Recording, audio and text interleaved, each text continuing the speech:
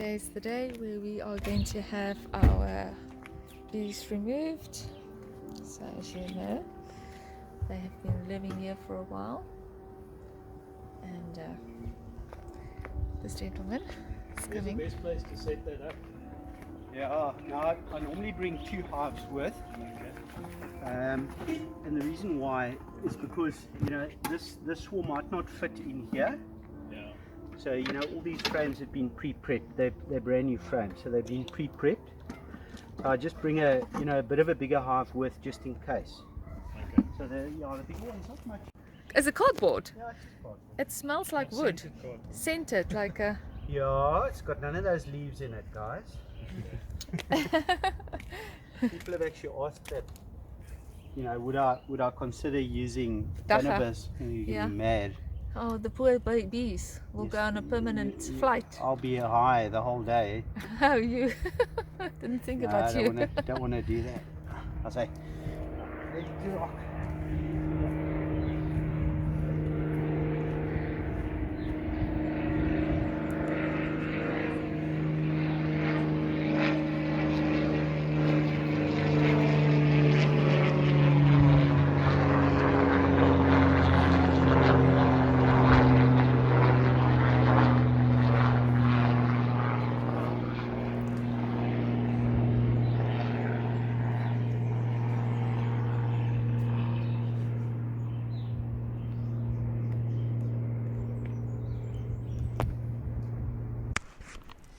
So here is the last final steps he takes to get ready. He's zipping up his headpiece and is going to put on his gloves shortly.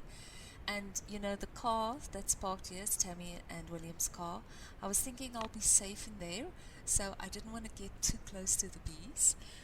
So here I'm climbing in, and it was rather hot in the car. I opened up the other side's windows, and I was a bit concerned that the bees could get in. So he was starting to pluck out some of those plants that we never get to clean because of the bees in that corner. So, and I was observing from this side, and these containers that you see standing here, he asked for us to bring some containers to put the honey in. And then I was thinking, oh, I don't have such a great view from the car. And then he was referring as being like a surgeon, because there were so many things that he had to get in order. He had to get his knife, his brush, his bags, all his McGafters in order before he starts the operation of removing the bees. And then he put the frame bottom here, and then I realized, but from my angle I'm not going to see anything. And the rest of the family, they were all standing closer by. So yeah, I went out and I filmed everything like half a meter from him.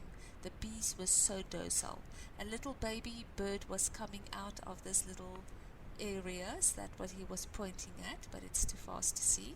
And then he would cut sections and elasticize it onto the frame, and that's how he preserved most of the hive for the next journey of their life.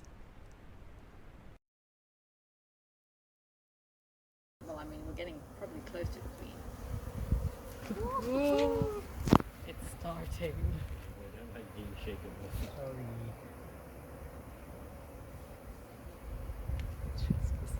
That's so interesting. I need to go more.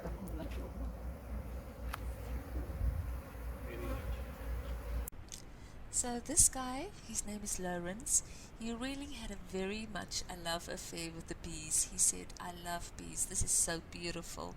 Yeah, he would shake the bees off, and it made quite a big noise when they were shaken off. Suddenly it sounded like zzz, all the engines were coming up.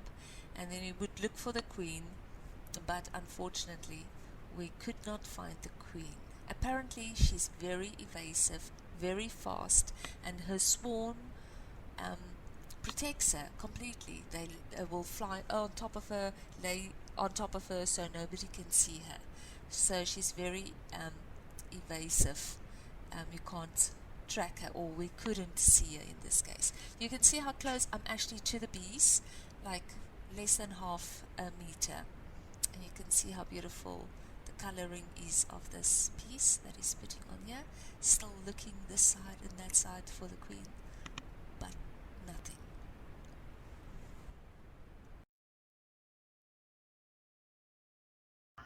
But obviously the ideal is just to catch her. Yeah. Because once you catch her, then it just, it makes it so much easier.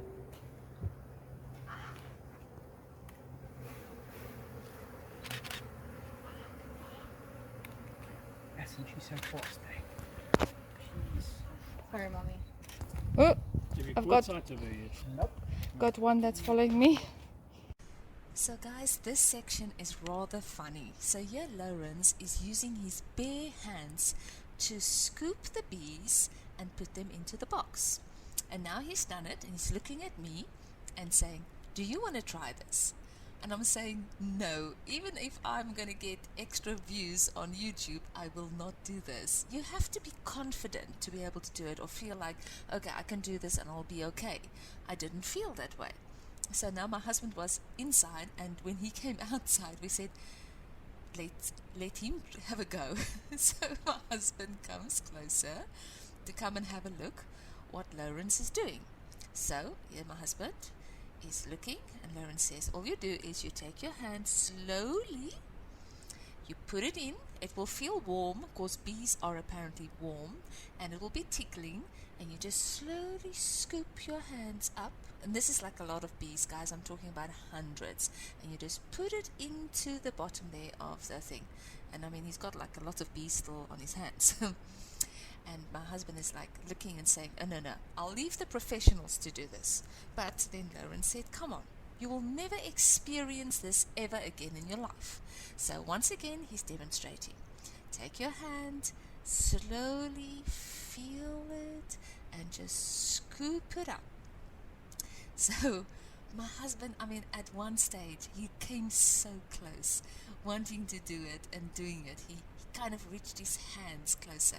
And then he said, no, he can just see what's going to happen. He's going to get a sting on his hand and jerk, and then all the bees are going to go for him. So no. Did Lawrence get stung during this operation, bee removal? Yes. It was either 3 or 4 times. He was stung twice or thrice on his hands. He hardly flinched. He just says, oh, and then pushed it off, and it didn't swell or go red or anything. Yeah, here's the part that my husband comes very close. He was about to take my husband's hand and look there, and put it in. And my husband decided not to do it. I wouldn't either. And then, was my husband stung? Yes. Later on, when it was swarming, because they don't like sweat, he was sweating on his head because it was very hot outside, and the bee stung him in the head, which was quite painful.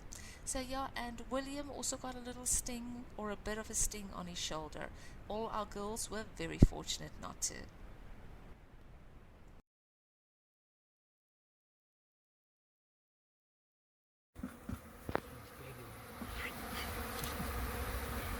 Oh, I'm gonna move away. I get them, I just see them. I'm gonna move away. I'll move so I can come. I'm gonna move away. It's not too bad. You take it, if the smoke burns my eyes, it burns their eyes. Shame. There. Anything can happen. I mean, they can swarm right now, eh? Okay. And then go somewhere else. It just depends on what she wants. So they've gone out of the box. This is how the box looks now. And she seems to be over there because they're swarming over there. Don't know if you can hear the sound. It is quite scary, the sound. But yeah, she won't be here because her swarm won't leave her. They will protect her. I'll just let them settle a bit. And so the box were put up here while it was swarming. Some of them were sitting underneath the branch and some were moving into the box, but unfortunately the next day they had decided to go on their own, and it was not such a successful extraction. We did get a little bit of honey, and these are pictures that Tammy took of the honey, which tasted delicious. And in the next little clip you'll see me tasting, having a go. You can get a piece. It's finger licking good. Oh, this thing is gonna fall. I want to get some. I'm gonna eat this piece.